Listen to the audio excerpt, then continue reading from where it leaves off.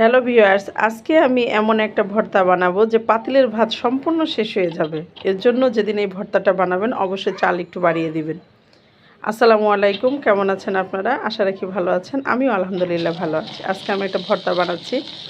সিম দিব, টমেটো দিব, সাথে কয়েকটা চিংড়ি মাছ দিয়ে আমি ভর্তাটা বানাবো। সিমটা আমি সিদ্ধ করে নিয়েছি অল্প একটু পানি আর লবণ দিয়ে। এই যে টমেটোগুলো 2 টুকরো করে নিয়েছি, মরিচটাও সাথে টেলে নিলাম। এটার সাথে আমি চিংড়ি অ্যাড করে দিব কয়েকটা, ছোট বড় যে কোনো চিংড়ি যেটাই থাকুক। চিংড়িটা দিলে খাবারের আগ্রহটা বাড়ে আর কি, স্বাদটা মুখে একদম লেগে থাকে। আপনারা অবশ্যই এই ভর্তাটা বানিয়ে খাবেন, বাসায় ট্রাই করে দেখবেন, একবার খেয়ে দেখবেন তাহলেই বুঝতে পারবেন কেমন। আমি কাঁচা মরিচ দিয়েছি, এর সাথে আবার একটু শুকনো মরিচ দুটো শুকনো মরিচ দিয়েছি। শুকনো মরিচটা দিয়েছি কিসের জন্য, যে ওটাতে ঝাল আর একটু বাড়ানোর জন্য। এর মধ্যে আমি কয়েকটা চিংড়ি মাছ দিয়ে দিব। আগে মরিচগুলো টেলে উঠিয়ে নিলাম, কারণ মরিচগুলি আবার বেশি পুড়ে গেলে ওটা আবার ভালো লাগবে না, সেজন্য। আপনারা দেখুন, আমি কিন্তু হালকা তেলে একটু ভেজে নিয়েছি। এই যে কয়েকটা চিংড়ি মাছ দিয়ে দিলাম। এভাবে একটু টেলে নেবেন। ছোট চিংড়ি আর যে ছোটো চিংড়িও দিতে পারবেন, কিংবা বড় চিংড়িও। আমার ফ্রিজে এটা ছিল, আমি এটা দিয়েই আর কি করলাম। আপনারা সবাই এই ভর্তাটা কিন্তু অবশ্যই বানিয়ে খায় দেখবেন। একটু ধনিয়া পাতা আমি দিয়ে দিলাম এটার মধ্যে, একটু কাঁচা কাঁচা থাকবে। আমি তো এটাতে পাটায় উঠাবো, এর জন্য আর কি মানে এতটা করার দরকার নেই, মানে এত সেদ্ধ করার দরকার নেই। একটু মানে একেবারে গলে যাওয়ার কোনো দরকার নেই, কোনো রকম একটু হলে এখন আমি এটার সাথে সিমটাও অ্যাড করে দিলাম। সিমটা এড করলাম কিসের জন্য, ওই তেলটার মধ্যে একটু ভেজে নিলাম। এই যে মরিচগুলি আবার দিয়ে হালকা একটু টেলে নিলাম। ভীষণ মজা এই ভর্তাটা। আপনারা যতবারই খাবেন খালি খেতে ইচ্ছে করবে। আমি যে পাটায় উঠিয়ে নিলাম, ভর্তাটা এখন বানিয়ে ফেলব।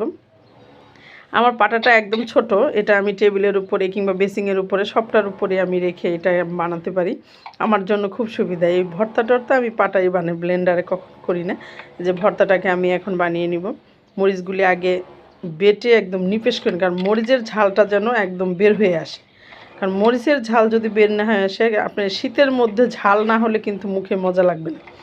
আমি এমনিতেও প্রচুর ঝাল খাই ভর্তা টর্তা এটাতে, কারণ বাচ্চারা তো এটা খায় না, আমরা দুজনই খাবো। এই জন্য ঝালটাও বাড়িয়ে দিয়েছি। ও বাচ্চার বাবাও ঝালটা খুব পছন্দ করে, মানে ঝাল কম হলে কী বানাইছে, ভালো লাগে না। আপনারা সবাই আশা রাখি এই ভর্তাটা অবশ্যই বানিয়ে খেয়ে দেখবেন, খেয়ে অবশ্যই কমেন্ট বক্সে জানিয়ে দিবেন যে কেমন হলো।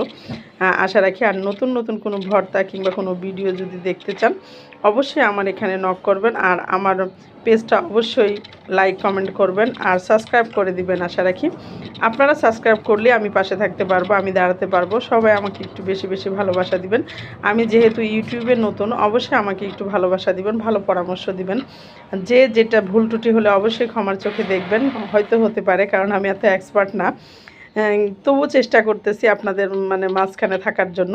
সবাই আমাকে একটু বেশি করে ভালোবাসা দিবেন, আর অবশ্যই এই ভর্তাটা ট্রাই করবেন। নেক্সট কোনো ভিডিওতে আবার দেখা হবে, অবশ্যই সেটার অপেক্ষায় থাকবেন। অবশ্যই সাবস্ক্রাইব বেল টিপ দিয়ে রাখবেন, যাতে আপনারা নেক্সট কোনো ভিডিও দিলে আপনারা যেন পান। সবাই খুব ভালো থাকবেন, সুস্থ থাকবেন। আল্লাহ হাফেজ, টাটা।